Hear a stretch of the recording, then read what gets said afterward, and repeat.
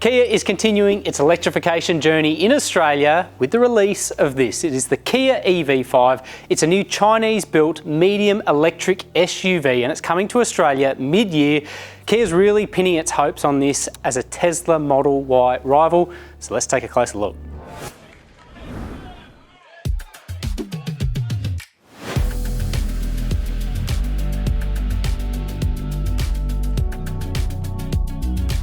So the EV5 represents quite a few firsts for Kia in Australia, but the biggest one is the fact that it hails from China, unlike the existing EV6 or the larger EV9.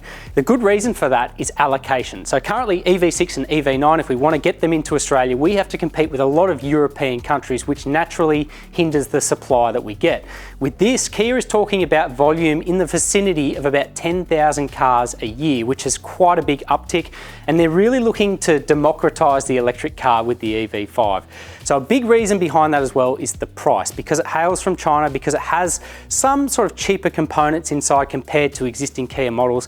They're looking at targeting low sort of $60,000 mark, which is currently under the Tesla Model Y, this car's key rival in Australia. We're going to see quite a few different variants and grades as well. So we'll have the Earth, the Air and the flagship GT line, which will come on stream later in the year. We'll also have it available in standard form as a single motor front drive proposition, or you can go up the food chain and go for a dual motor all-wheel drive version.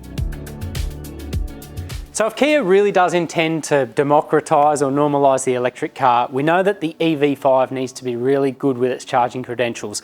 It does pave the way in new directions, I guess, for the brand. It's now a 400 volt charging architecture instead of the 800 volt architecture fitted to EV6 and EV9. So for that reason, it can't capitalise on the most powerful 350 kilowatt DC chargers in Australia. But there's probably an argument there to say that we don't really have much of that infrastructure around yet anyway. The other thing is the installation of LFP batteries, which are cheaper to produce and are said to charge a little bit faster from 80% to full. So there's a good news story there.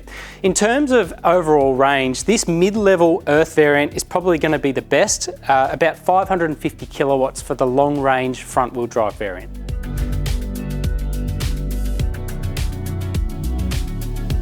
So if this left-hand drive pre-production version of the EV5 is any guide, the interior of the production car is going to be a really nice place to spend time. This is a mid-level kind of Earth variant, and it's really nice. Great materials, synthetic leather. Kia sort of said it's moving away from genuine leather. It wants vegan leather from here on in. Really nice, minimalist interior, and yet you've still got a lot of the key controls, so you're not going through needless sub-menus on the 12.3 inch touchscreen or the 12.3 inch digital instrument cluster.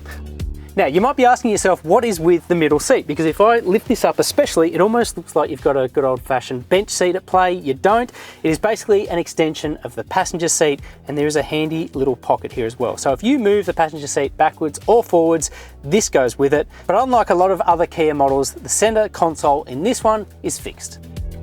Settling into the rear seat of the new EV5, it's just incredible how much detail there is. The more time I'm spending in it, the more things that I'm finding.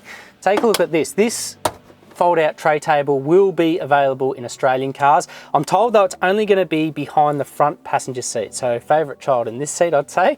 You've got a holder there for tablets, there's charging points at the rear of both seats, and nifty storage solutions like this drawer. Now on specific variants, this is actually going to be heated and cooled for Australian cars as well. But great detail in terms of the lighting, in terms of the vents, everything else. And of course, being an EV, you've got a nice flat floor and plenty of space. Okay, so at just over 4.6 metres long, the EV5 isn't a big SUV by really any definition, but take a look at the boot space. It is really quite impressive. So I obviously have the second row stowed. There is a foldable kind of flap there that's magnetic that pretty much makes the floor space completely flat, which I think is quite clever. There's these movable hooks. Here you've got V2L capacity to charge appliances on the go. Pretty much the more you look, the more little storage solutions you find. This handy little table here if you want to stop and have a picnic or prop up for something. It also means you have a little bit more space if you want to stow something long in the boot area as well. There's a storage cover there. There's storage in the front area as well, enough for the cables or little odds and ends. It's a really well thought out SUV. So that is the new Kia EV5 in a nutshell. Taking a look around this car, it is clear that it makes a big statement.